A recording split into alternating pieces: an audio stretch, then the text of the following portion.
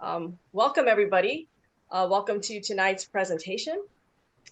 Before we get started, James, if you can you've got the slide up, awesome. So before we Yeah. get started, I would like to do a quick introduction to Start Out. So Start Out is a US-based nonprofit organization that focuses on supporting LGBTQ plus entrepreneurs and startup founders. Our mission is to increase the number of diversity and impact of LGBTQ plus entrepreneurs and to amplify their stories and drive economic empowerment of the queer community. StartOut's Growth Lab is the world's largest supporting LGBTQ with entrepreneur with 56 graduates companies that have raised 756 million in funding and have created over 3,650 new jobs. And now I'd like to just take a moment to acknowledge our sponsors. We have many sponsors from notable Fortune 500 companies to community banks. And we would like to thank all of our sponsors for supporting all of our events, including this one tonight. So I am very excited to be participating in this discussion with my co-chair, James, on embracing change in business. I am Romika Devi. I am the founder of Next Level Sobriety. I help sober professionals get unstuck, find their purpose after addiction, and move forward. So embracing change. If you're an entrepreneur, then you know that change in your business is going to be inevitable. Whether it's market conditions, social and cultural changes, or new technology, some aspect of your business will require change and adaptation so you can continue to thrive. In this presentation, James and I would like to discuss James embracing change, the implications of embracing change, as well as the positive and the negative, and how you can use change to catapult your business forward. Now I'd like to hand it off to James for his introduction and to start the presentation. Thank you, Ramika, and welcome everyone. We're glad that you're all here to hear a little bit about what change is all about.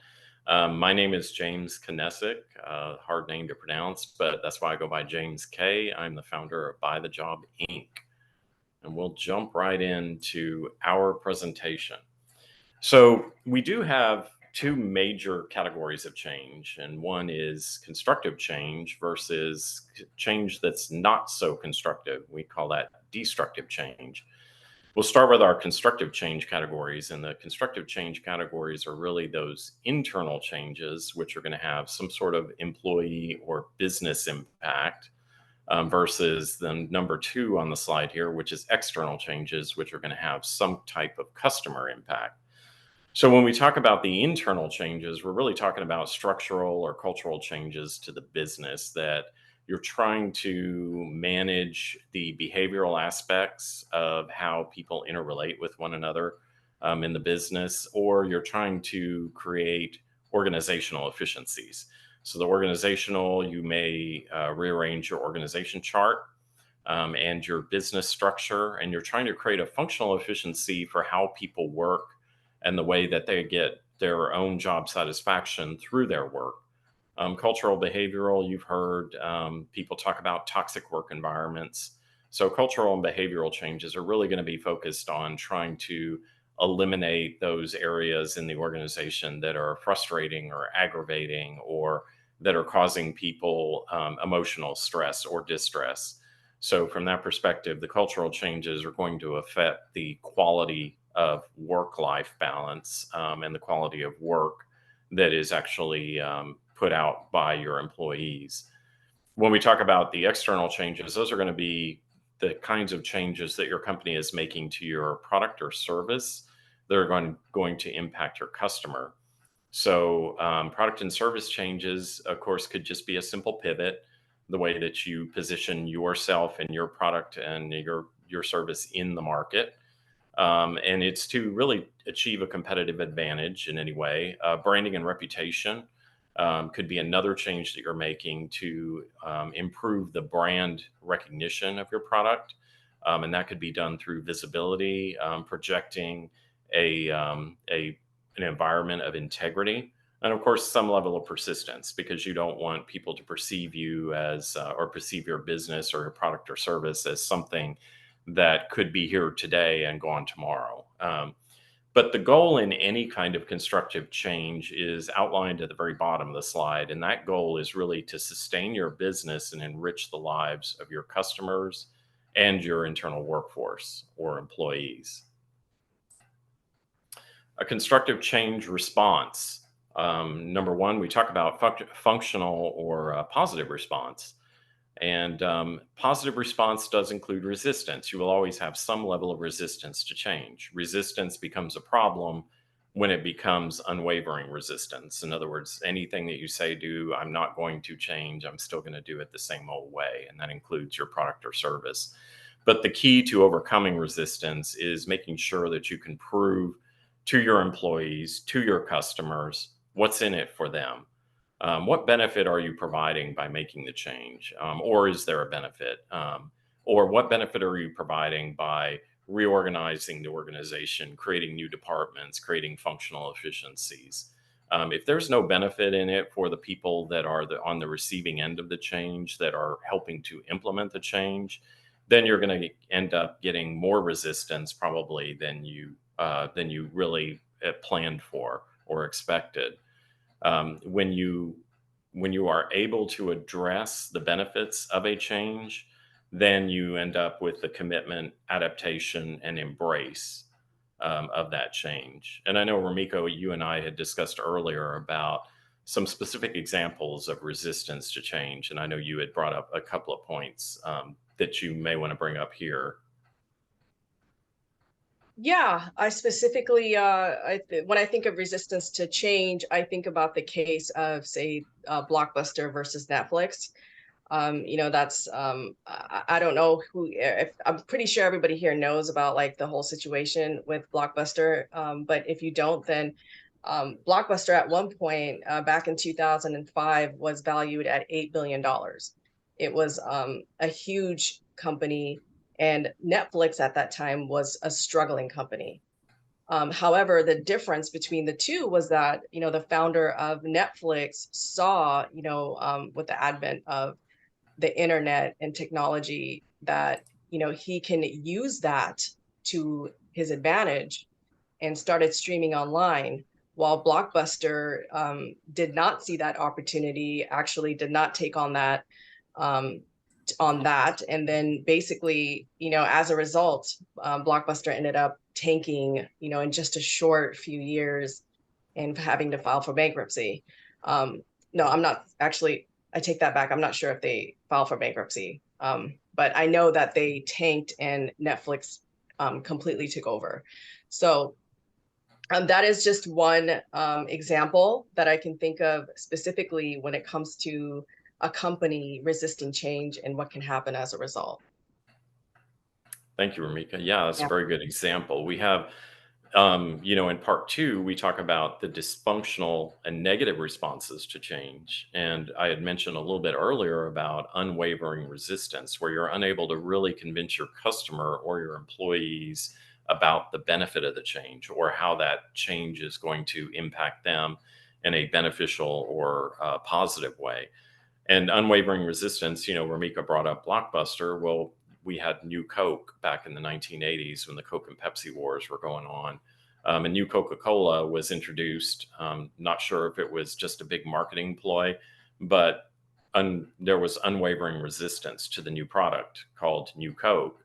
And after a few months of hearing from customers basically saying that they wouldn't buy it, they didn't like the taste, it was a failure, basically, Coke then went back and then reintroduced the original formula of Coke and the original taste, and they relabeled it Coke Classic. So it's from that perspective that really the Coca-Cola company learned a very hard lesson that when you introduce a new or a change to a product that's hundreds of years old and you throw it at your customer, there may or may not be an overwhelming assimilation or acceptance of it. People may just come back and say, I hate it. It tastes terrible. We don't want it. Had they done some marketing research ahead of time, they probably would have learned that and saved themselves a lot of money in branding and changing the flavor and the formula of Coke. Some of the other dysfunctional negative responses you can get to change, of course, is disaffection. Disaffection would be an employee saying something like, I just work here. Disaffection could be something like a customer saying that your product or service is no longer my brand. I don't want to be associated with that brand. And that goes along with company reputation. You have individuals, who have a very good product, a very good company, and then they go out on social media and make some kind of biased remark or something that really a lot of people is going to rub a lot of people the wrong way. And all of a sudden, then you see that their product and their service sales begin to decline. And it's just because their social perception has changed in their customer community. And now, rather than buying and supporting the product, they will walk away from the product and they will not support the product. So you have customers saying, "Well, that's no longer my brand," because of some comment that was made on social media that can obviously be interpreted in the wrong way or affecting a group of people in a negative way. Ambivalence would be there's a change made to a product or service or even to a company or culture that it seems like they were just checking a box, and in the end there was no net benefit to the customer or employees as a result of the change. So ambivalence would be that there was not an appreciable gain in sales, or there was not an appreciable gain in efficiency for any kind of cultural or structural change in the company. So from that perspective, you probably did not have a benefit for the change. The change was just done for the sake of change and didn't really produce the desired result. On I our just next want to slide. chime Oh, sure. Go ahead. I just wanted to chime in about the resistance to change, James, as if you're a founder and you're looking to introduce change, whether it's your product or some aspect of your business, I find that it's best to introduce the change if you can in smaller increments, because humans are always resistant to changes in big chunks, right? So if you can introduce it at a smaller, it's like I said, in smaller increments, then they're more likely to be able to adapt to that change and move forward with you in the process. Another thing too is if you are looking to change your business model completely, like from like you're just shifting your business to where you're no longer going to be maybe serving your current customers and you're just moving on to a different business venture, then honesty, right, is the best policy when it comes to a pivot due to like the lack of connection or some kind of lack of connection or just a change in your current venture.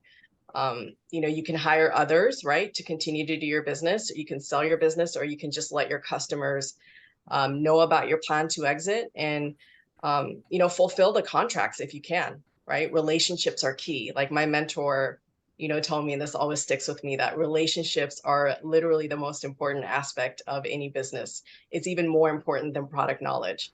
So just wanted to mention that part. Very good point. Yeah, excellent. Because, relationships, your relationships with your vendors or service people or employees is always going to be built on trust.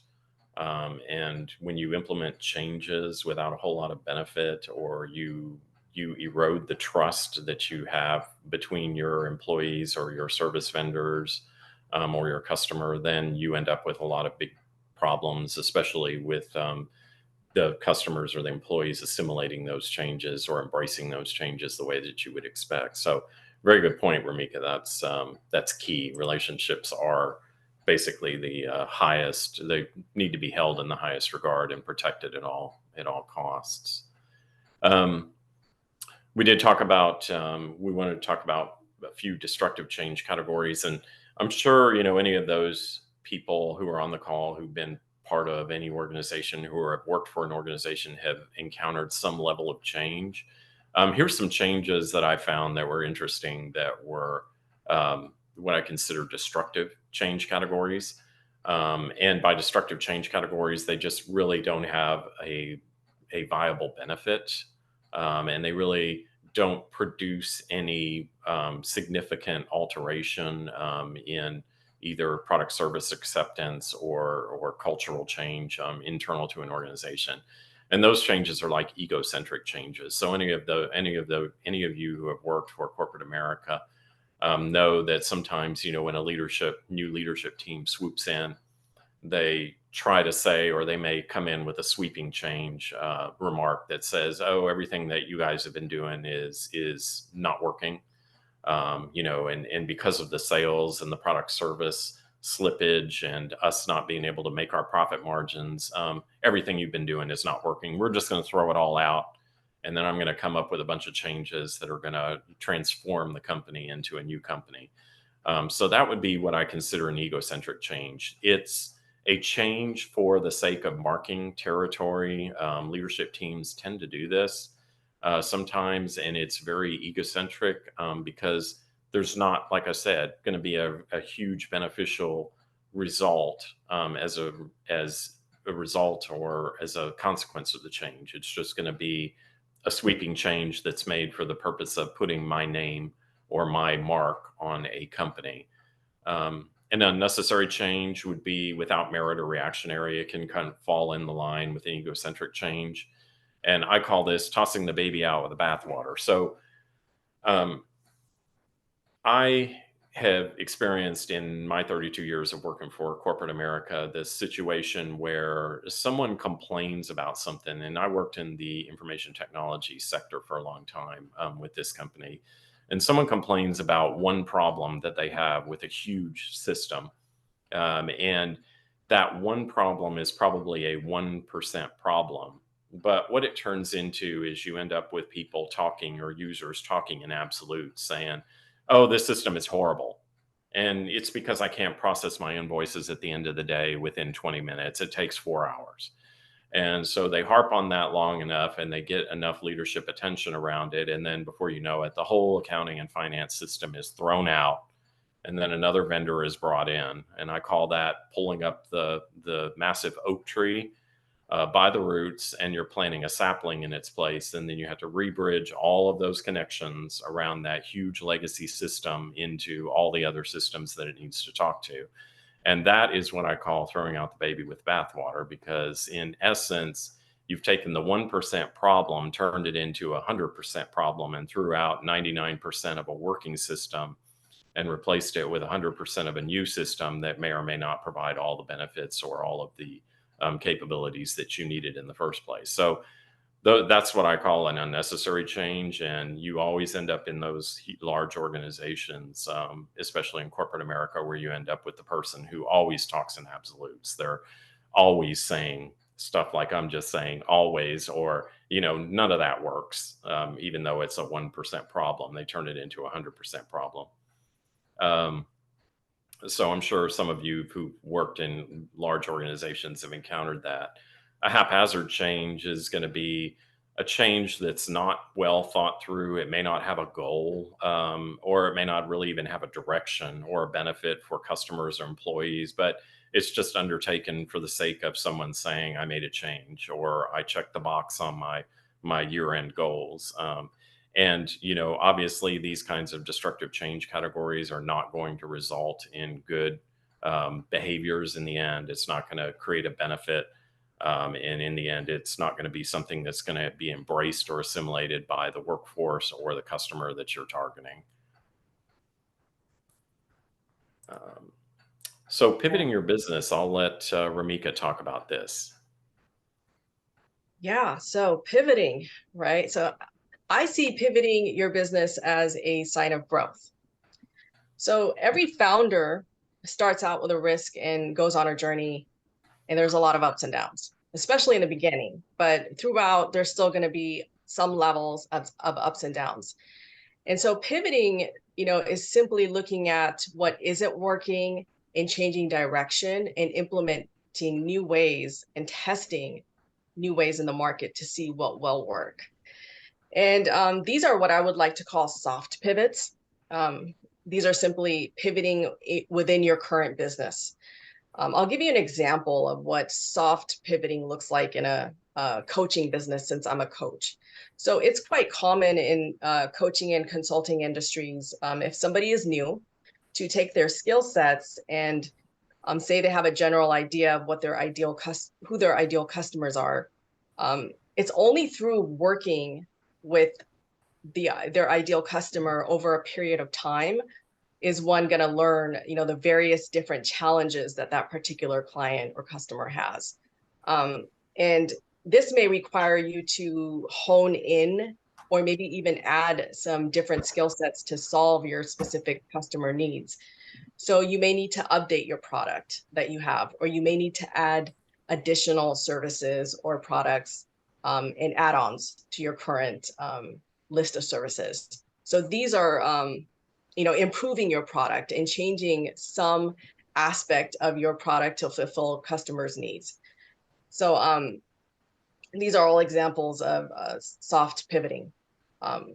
Sometimes, you might not get it quite right the first time. Entrepreneurship is always a risk, right? So you might have a great idea for a product or service, but maybe the messaging or the product is missing elements that can convey to the customer how it can solve their problems.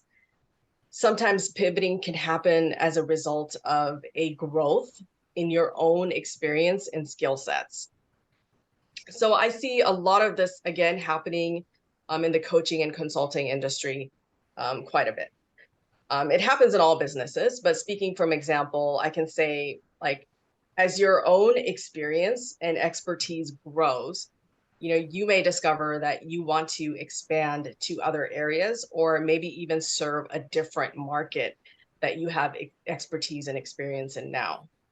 I'll give you kind of a personal experience. So I used to hate public speaking. I did not like speaking in groups of people, in front of groups of people. I did not like public speaking at all. I preferred to meet like one-on-one with people. I was more of that kind of a person. But now, I worked on that aspect of myself, and I, got some skill sets and experience in that area. And I now prefer, I'm now able to work with groups of people. So I can now offer workshops, or I can do group coaching, say, as opposed to meeting people one-on-one. So that is an example of a change in a business service, right? So you go from an example of coaching, you're giving one-on-one services, and now you're offering group coaching instead of one-on-one. So you've changed the way that you're offering your service. So that is a pivot due to a sign of growth. So when pivoting might not actually be a sign of progress. So pivoting can actually not always be a sign of progress. Pivoting or changing your business model may actually be due to an internal issue. So earlier we went over, how pivoting can be due to market conditions. It can be due to social and cultural and changes, as well as like technological advancements. You have like AI, right? So you have all of these external conditions that can cause pivoting or change. However, change can happen internally. So some examples of these are, pivoting can be due to an internal issue.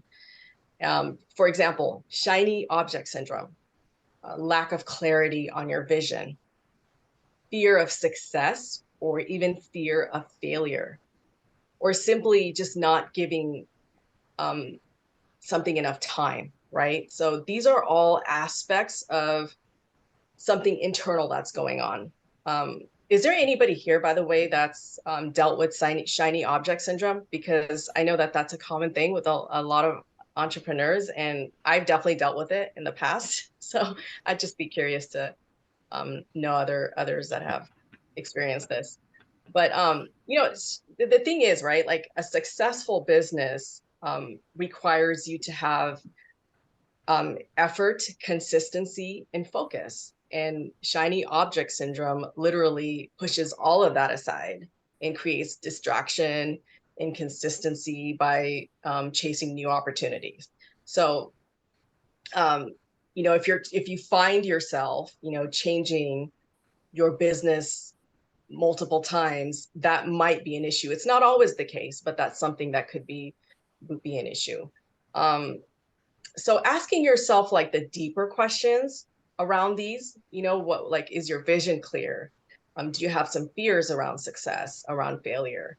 Working with a mentor, a coach, or some kind of a support group where you can get clarity on what your skill sets are, and developing a mindset where you can actually, see something through and give yourself allotted amount of time to actually, see that it's if something is working or not.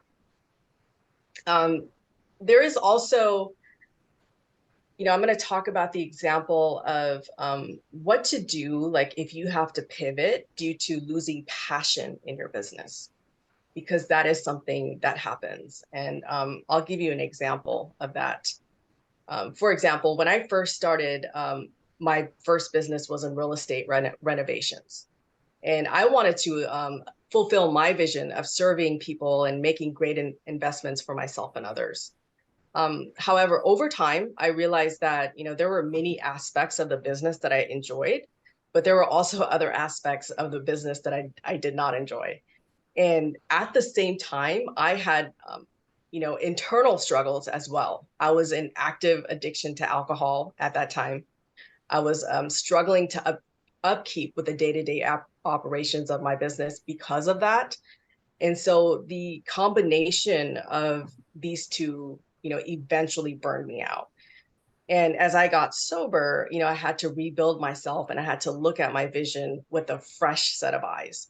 I had to find another avenue that I can use, my skill sets to really serve people. And so this is an example of a situation where somebody ends up having to move in a different direction completely. So, entrepreneurship is a risk. And sometimes, products can fail regardless of how much you did to make it work. And in that case, change is always inevitable, right? So I would one of the things is also say, like, you have allotted amount of time that you want to give yourself, but at the same time, you want to also um, take a look and say, okay, I've given it this much time and it hasn't actually worked out the way that I thought it would. You're not getting the results, and you're continuing to embark on or continuing on a path where you're not seeing the results for yourself or your customers. Then that is the time when you should start looking at changing either your business model, the products and services you're offering, or just simply the way that you're perhaps like the internal aspect of it as well. So is there any questions on this particular part Yeah, I so think far? we're going to get to, we can do a little bit of sharing. Um, Yeah. and thanks, by the way, Romika. That's a very good example, a very good real life story to share. I did post in the chat that we're going to kind of get to the fireside chat part of the presentation, which is the fun part. Hopefully, we have a few Yeah. people who want to contribute. Um, but you know, what I'd like to do is, while we're kind of waiting for people to queue up, maybe some ideas about what they want to talk about, is also talk about, some things that I experienced as part of, corporate America. Um, is Did you have anything that you wanted to add before we kind of move into the fireside chat, Ramika? No, I say let's go for it. Let's Okay. yeah. All right. So everyone kind of tune your ears in, and we'll go for it. So the company that I worked for 32 years was a big corporate employer, and I won't give too many details away because I still have a lot of friends there that are actively working. But this company went through what they were calling, it was staged as a huge transformation in 2012.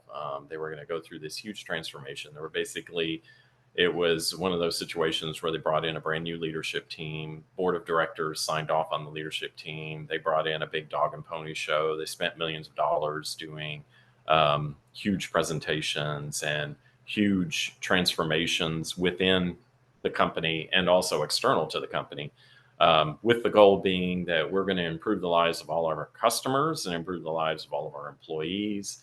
And it was as Ramika had pointed out, it wasn't rolled out in small increments. They said, on February 27th of 2012, there's going to be this huge change to the organization and to the structure and to the way that we present ourselves to the customers. So they queued everything up and they had a full year to kind of, well, actually, it was about 6 months. They had 6 months to kind of get the ball rolling.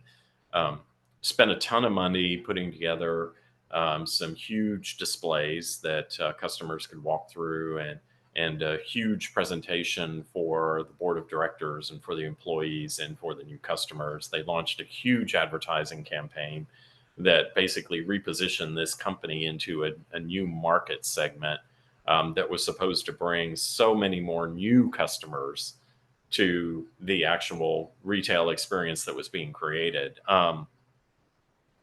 So what ended up happening though was that the existing customers, well, for one, everything was rolled out on a massive scale, including the day when all the employees arrived into their, into the office on Monday, which was the start of it. Um, it basically the place where we were working was transformed. You saw all these new things that weren't there the Friday before you left for the weekend. And then the customers were shown this brand new presentation of how product was to be presented in this retail space, and how we were going to have all of these new things going on to engage and excite the customer when they walked into this retail store. What ended up happening was the existing customers kind of looked at it and said, this doesn't look like our store anymore. This doesn't look like where I used to shop and where I've shopped all these years for myself and my children.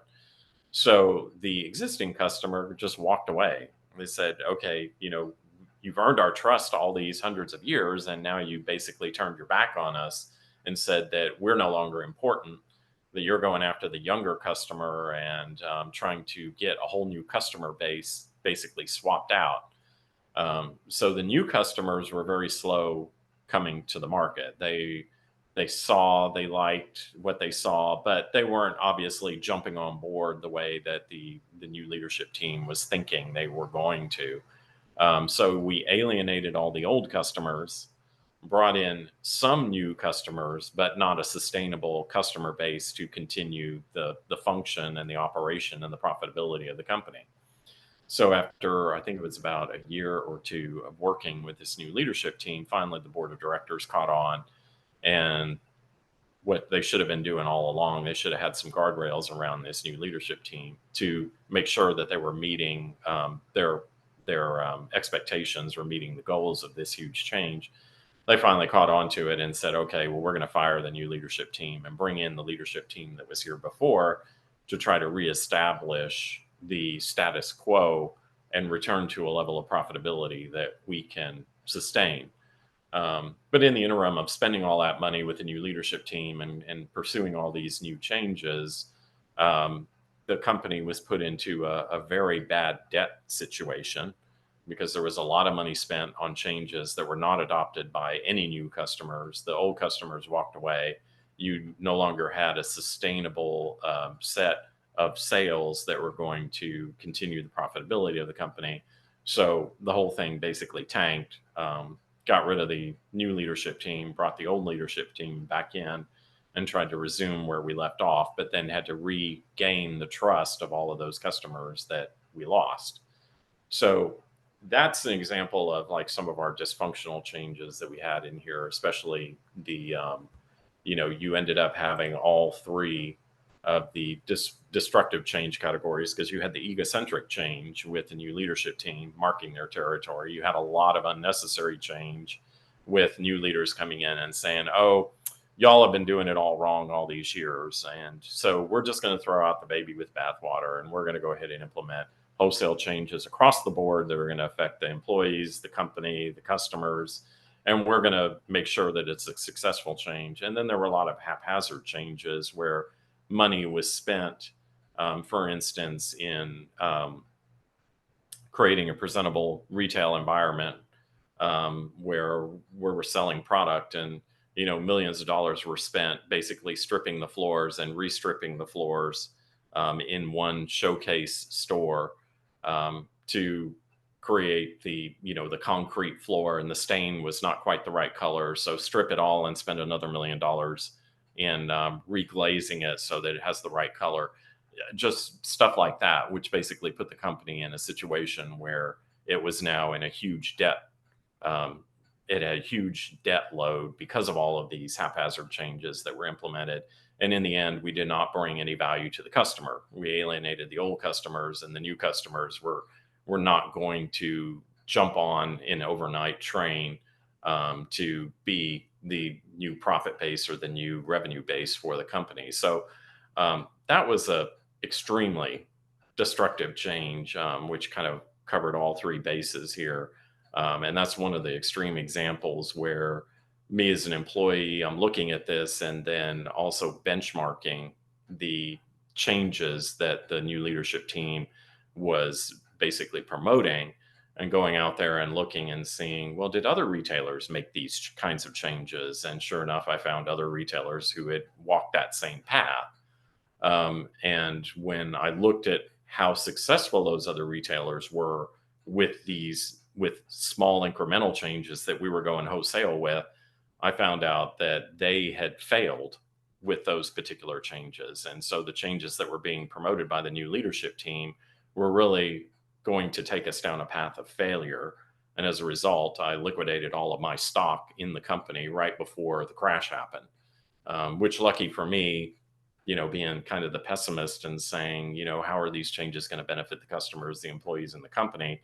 When I asked that question and went out and did my own research, I found out, okay, it's actually going to be putting us on the path of our own destruction, which of course it did. And so at least I got out of the company and got out of the stock before everything tanked.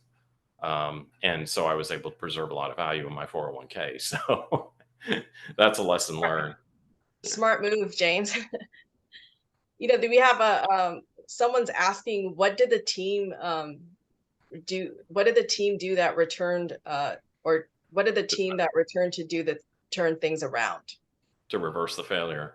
Mm. So pretty much what they did was they tried to reinstate the original process and the original core retail product that resonated with the existing or old customers that were alienated.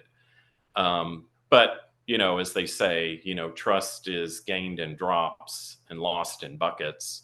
Once you kind of erode that trust with your customer, then they're kind of like, well, should I really go back? I see that my product is there that I like, and I would like to return to this retail space, but the reality of it is are they going to turn their back on me again at some point in the future and make wholesale changes to this retail environment that I'm not going to like? And so maybe I should shop for another retailer that's going to stay the course. So, yeah, that's what they did. They tried to basically roll everything back, but you couldn't roll the debt back. All the money that had been spent in basically renovating the store environments and renovating all these other facilities and places to try to attract a new customer, that money was spent already. It could not be rolled back. And the debt was going to be the lingering legacy of this leadership team that came in and tried to wholesale change everything. And the Yeah, company became a business case study for colleges that say, what did this company do wrong? So now you have college yeah, students looking at it with a fine tooth comb. Go ahead, Ramika. yeah. Also wanted to add in because I find that we usually when a change is introduced in a company, then you always have like two camps in my experience. Like you'll have certain employees that are like really progressive and they're like let's move forward and they're happy with the changes, and then you have like another camp of employees that are just like they're kind of comfortable where they're at and they're not happy with a change at all. Then you kind of have this like two completely different sides. Is that something that you feel like you've dealt with in your company with the changes that were happening? Yeah, definitely. There were situations where, like you said, you have those people that are change agents. They love to jump in and do new things and seek out new opportunities. And then you have those people that have been, with the company for, you know, 15 plus, 20 plus years that want to stay the course. They just don't want to change no matter how hard you try. And the biggest, the biggest impact that that I had with these, or the biggest experience I had with these kinds of changes, were really more along introducing new technology. So you'd introduce new technology and you tell a functional group, okay, we're going to bring in this new product. It's going to be software. It's going to help you be more efficient, more effective. It's going to allow you to walk away from some of those daily things that you were doing. Let's say, for instance, they were running a daily report and they had to manually go in every day and pull the report. It's going to do that automatically for you. So that's going to free up your time from running reports for 3 hours in the morning to now doing something of what we call higher value. So we would take you from that 3 hours in the morning of doing running reports, and now we're going to put you to work doing report analysis. Maybe, for instance, we'll have you go into this online screen and run graphs so that you can kind of do some analysis and see where things are trending, especially if you're looking at maybe product test results. And that may have, be everything from, when I wash these brand new shirts, they're falling apart in the washers. So they're not passing what I consider merchandise test standards for the customer, because the customer is going to wash it 180 times and they're not expecting it to fall apart and fall into the lint trap when it's dried. So we're going to actually make you focus on that, or help you to focus on that. And that'll be the new part of your function or new part of your job. But when you end up with those people that have taken the 3 hours every morning to run those reports, they just don't want to deviate, or they're a little bit afraid of, what is this going to mean? You took away my 3 hours in the morning. So does that mean you're just going to take away my job? Well, no. If you can redirect your skill set to these higher value activities, that, the system is now taking those 3 hours away. So you redirect it to this higher value activity. There's no need for us to eliminate your job, because now you're doing a higher value job for the company versus sitting around and running reports. And some people just would not, they would never really understand that concept. They just thought, oh, you took away part of my job, so now my job is going away. And you had to spend a lot of time trying to convince them that this doesn't mean your job goes away. This means that you're becoming more valuable to the company in doing a higher value activity in place of that menial job you were doing before. Um, That kind of reminds me of like the whole situation going on with AI, because you have a lot of people that are afraid that AI will take over their job. But in reality, right, like AI can improve your business. And if you learn how to work with AI, it can actually be like more efficient. But there's a fear out there. And the fear is like somewhat legitimate too, because AI can replace certain jobs. Like it's already replacing certain jobs. But it seems to me like that fear of like, it's going to replace my job. It's like, it seems to be quite rampant. yeah.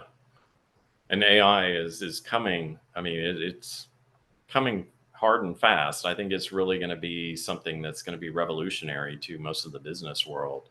And there is going to have to be adaptation and embrace of that technology. I see here a question, how do you Yeah. address, you know, um, employees who are resisting change, and there may be that unwavering resistance. And I think I mentioned it before, it's really having that conversation with them to let them understand that they are becoming a more valuable asset to the company in doing a higher value job or an activity with the company, versus continuing to do this menial job that's either today or sometime in the future going to be replaced by a system or some sort of automation. And in the end, I mean, you've got to take the hard change. I mean, in some cases, you still have the resistance because someone doesn't want to learn something new that may be a higher value activity to the company. And if they become basically an impediment, or they become I call them the town crier, where they're running around and telling everyone, "Oh my God, this is terrible, and this change is, impacting us all, and we're all going to get messed over, and we're all going to be shown the door." If they become too much of an impediment to the change, then the company may have to really look at eliminating them because of themselves. In other words, if they can't get out of their own way and do something constructive that you're trying to get them to do as part of an automation project, then the only choice may be that they're putting themselves out of a job. And I think sometimes when you go to them and you issue that ultimatum and you say, look, we've tried for months to get you into a higher value activity, but you keep resisting. And if you keep resisting, you're basically going to work yourself out of a job, not for us want of trying to keep you in a job, but you may just end up having to tell them, if you can't get past this and get to a point where we can reach some compromise on what your new higher value activity will be, we may have to just let you leave the company. But that won't be our choice. That'll be your choice. You Just just to, kind of put their future in their hands, right?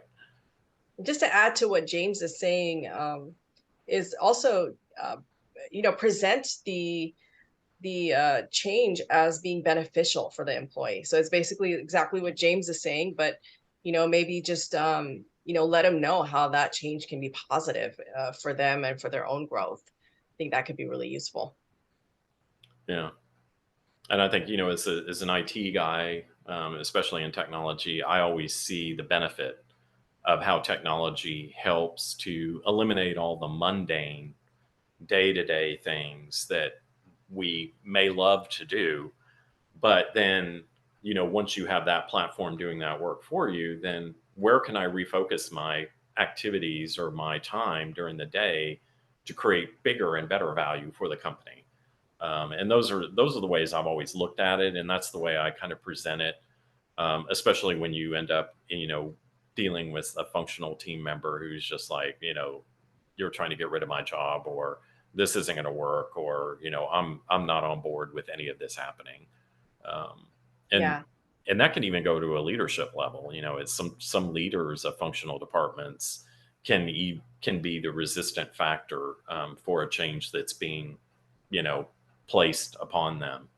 And that's why, as a project management professional, they always tell you, make sure that you have executive sponsorship for any major change or major system that you're introducing into an organization. Because if you've got that executive sponsorship, then any of those leaders that may be standing in your way, you can basically present it and say, well, the CEO has really signed off on this. The CFO has signed off on it. You have the C suite on board. These are changes that are going to happen whether you like them or not. And in some cases, those people they'll basically relent and embrace. Now, you don't want the people that are embracing it with the attitude of either ambivalence or disaffection. In other words, there's no loyalty there, because they can undermine the process as it's going through. You really want them to get on board, and you may have to call your executive sponsors to the table with any of those individuals and just say, look, there's got to be a conversation here, because there obviously are very high concerns with this particular leader and the changes that are coming forth. So some of those hard conversations have to happen in some cases to get the process moving. Yeah, I mean, when I think about, you had mentioned AI earlier, and when I think about AI, it's definitely helped me in my coaching business with that back end stuff, so I can really focus on serving my customers. Yeah. Does anyone out there have ideas they want to chat, or if you want us to put you on full um, full audio here, you can actually ask us a question live, or if you want to raise your hand or whatever, we can put you on. To see Ramika Love to hear. reframing the benefits to your employees and making a change. Yeah, definitely.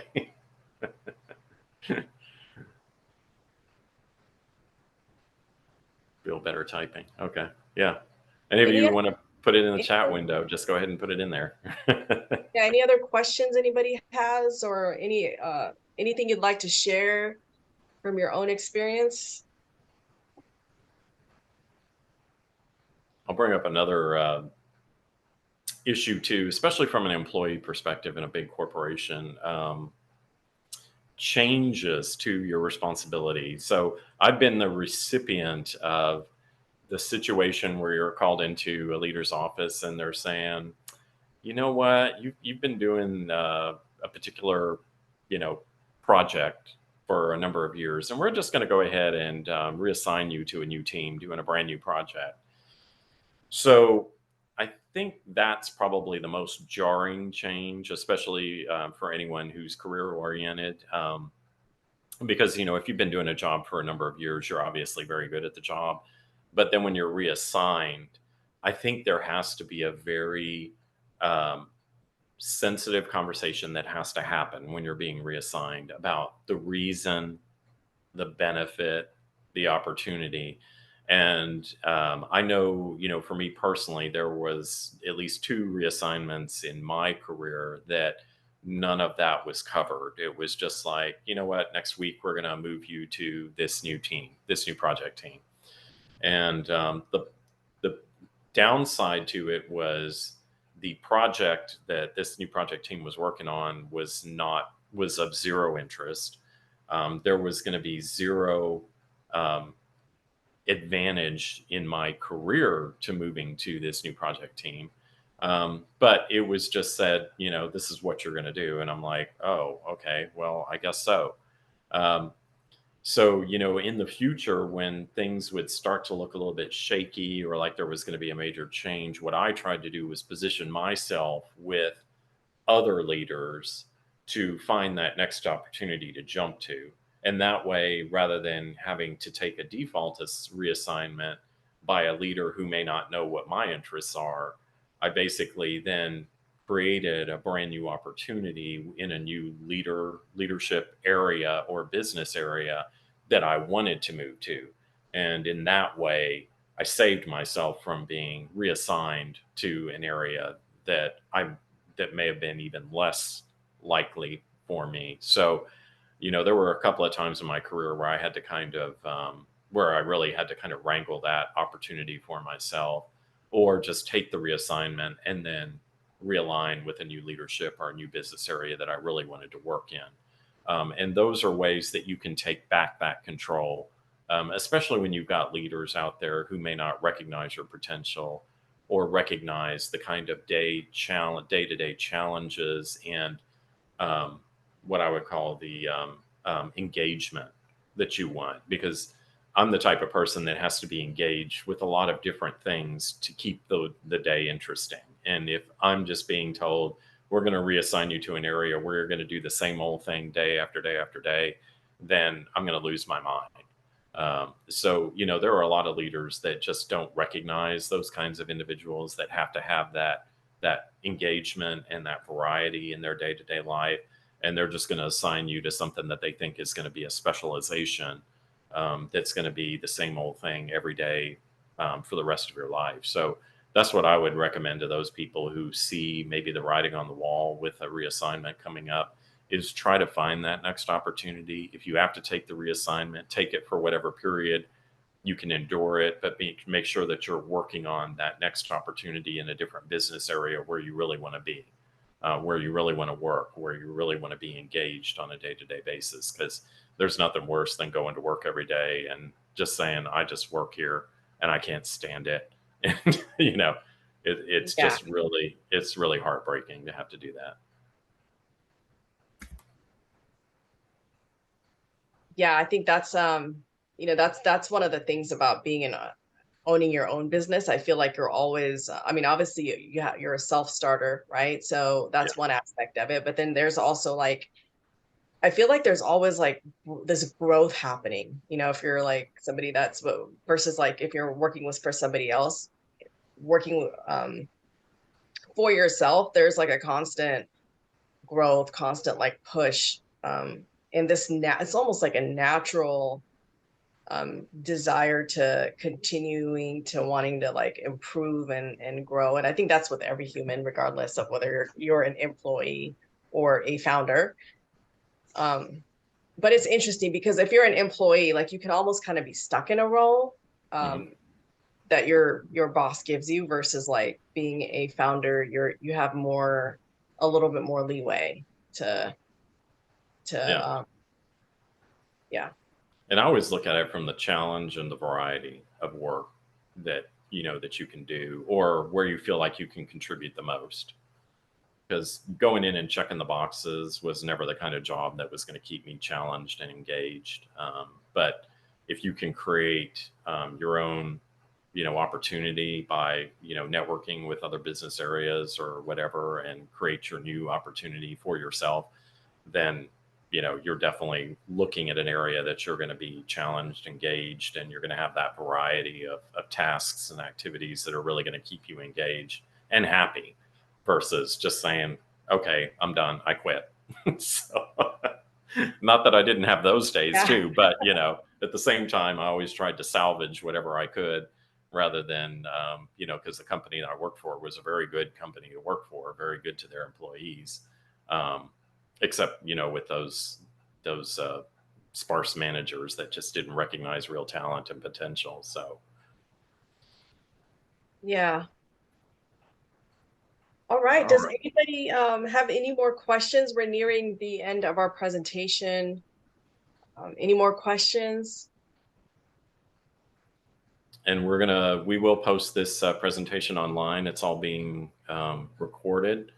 So the presentation and also the discussion will be all online and recording for any of those people who want to reference it on the Start Out YouTube links. Just go into YouTube and do a search on Start Out webinars, and you'll find all this content out there for you to review again if you'd like to go through it, or pass it on to other people who may be interested. Awesome. I think there's one more Let's see. question Question about about company culture. If you, up above company culture. Let's see.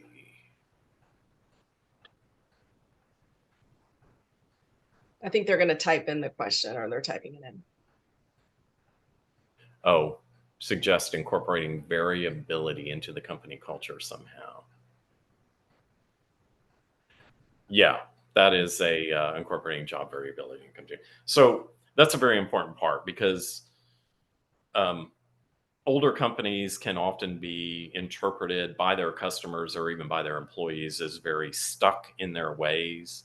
There are, even with the leadership change that we experienced as part of our corporation, there were some good ideas that came with it, and some of those ideas were fail fast, fail often, which I always thought was very good, because obviously Thomas Edison, it took him, I don't know, thousands of tries, or 10,000 tries before he got to the working version of the light bulb.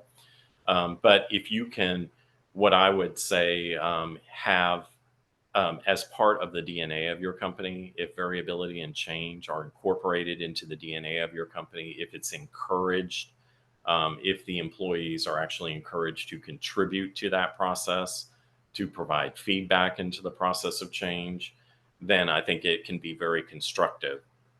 So variability as part of the DNA of a company is something to encourage, something to talk to employees about, and also something to get feedback from your customers in terms of how can you change your product or service that is going to benefit the customer in a bigger way, or provide a in more enriching product or service to your customer. So definitely having it as part of your DNA is advisable, but incorporating the employee feedback and the customer feedback into that process is the very important part that's going to make sure that your changes are successful, versus just, like I said, haphazard or egocentric. So, and then task change variability for employees is another important.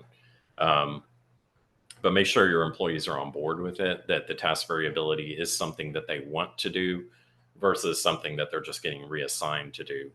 Because people have different strengths in different areas. Some people do want to come in, do the same thing every day, or do what I consider the menial tasks. And then others need that more, what I would consider mental challenge, to come in every day and have a problem that they're working on to try to solve. And those employees are not going to be motivated by the same things. So task variability is going to be important, but make sure that you align your employees with that variability so that they embrace it versus resist it. Any other questions? Very good. So, all right, everyone. This is our time's up, and I just want to thank everybody for showing up today. I hope you enjoyed the session. Also, before we end the session, I just want to let everybody know that Start Out is currently looking for volunteers for our programming board. So if you are interested in giving back to an awesome cause, go to the Start Out website, and there should be an application or some more information available there. I've also left my LinkedIn profile if you want to connect, and you can message me there as well. So once again, thank you for showing up, and we hope you sincerely enjoyed this session. Thank you. Everyone have a great evening. Take care. Bye.